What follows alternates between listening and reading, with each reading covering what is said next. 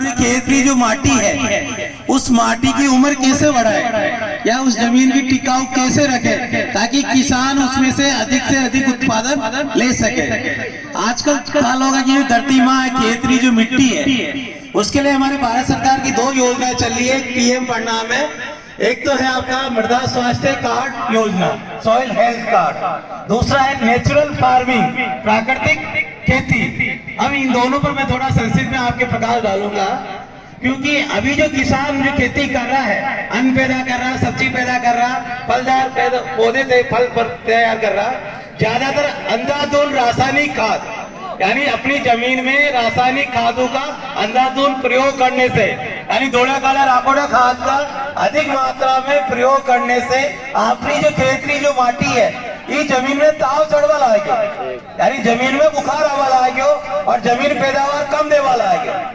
अब मैं जैसे उदाहरण दे मान लिया, अपने घर में मान लिया था, घर में मान लिया टावर ने बुखार आ जावे, टावर ने बुखार आवे तो माँ बाबा के झुपड़ी रोटी बना दे, हलवा बना दे, तेवा के बाजार केला जामुन लान दो या मावे की मिठाई लान दो।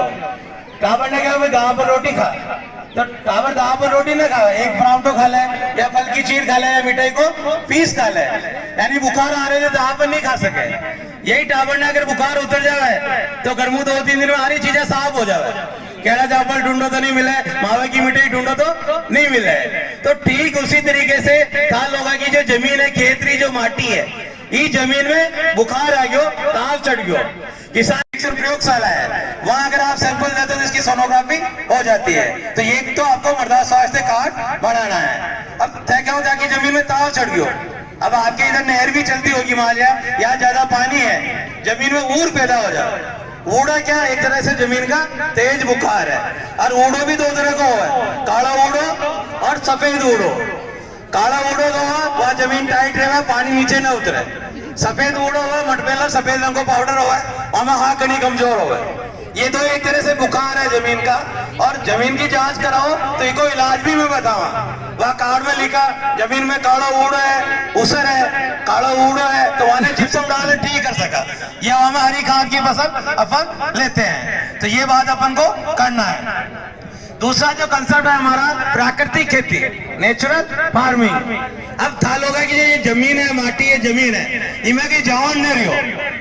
जैसा ना आप हमारा दूध को दही बनावा, दूध को दही बना, दूध में गर्म करो, ठंडो करो, बचाओ में छाछ नाखो, जिन्हें आप क्या जावन कभी जावनी है डेगची में छाछ नाख को भूल जावा तो आपको दही बनेगी था, यानी वो दूध सुबह फाड़ जावे वहां फेंकना पड़े। तो उसानी थाल होगा कि जो धरती माँ है या धरती भी फाड़ वाला आएगी, इनमें जावन न रहो, जावन खाना रहो, देसी खाद कम कर दो, ताकि पशु कम है, रोड़ी की खाद कम है, हरी खेता में देसी खाद आवे कौन है। दूसरा हाउंड का कोई राका कौन है, चौमासा में हरे सने या डेचा बोन वाले दबाव कौन है कोई, हाँ कि सबने लालच बढ़ गयो। तो अगर वो आपका काम है लेवा तो जावन बने रहे, लेकिन किसान तो ज्यादातर रेडीमेड खाद यानी धोड़ो खाद, डाकोडो खाद या काड़ो खाद 5 किलो बीज लाओ, वह कुंडी में डाल दो, बोरी को तावड़ी ढक दो, एक बाल्टी रोज पानी छाटो, 1.5-2 महीने के अंदर वो सारा गोबर आपका चाय की पत्ती जैसे काले रंग का दाना बन जाएगा। और ये खाद ना आप अपनी धरती में वापरो, चाहे मिर्ची, टमाटर, बैंगन, सब्जी, फलदार पौधा कहीं भी आप में लोगा, जमीन की उम्र बढ़ जाएगी, जमीन तस कम करेगी, जमीन में बीमारी नहीं आएगी, जो चीज पैदा होगी वह चीज ने तैका होगा तो ताकि उम्र भी बढ़ाएगा।